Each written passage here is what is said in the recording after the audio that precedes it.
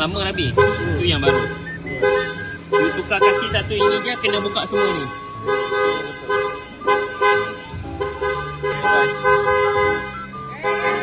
Kita faham cuaca panas. Cuaca panas di Malaysia telah membuatkan owner untuk membaiki aircon dengan cepat. Tidak sejuk. Nah, so hasil tulis kita memang cooling coil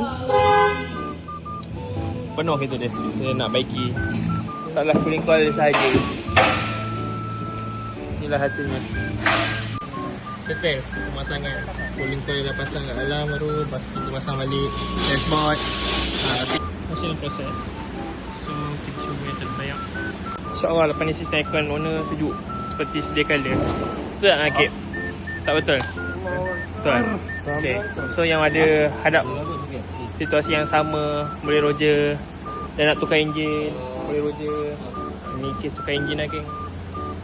Dah overheat tu nanti kita tunjuk kan.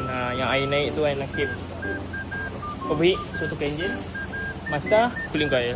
Boleh like, follow dan share. Jumpa lagi next video. Bye bye. Assalamualaikum. Mazda Pumpang.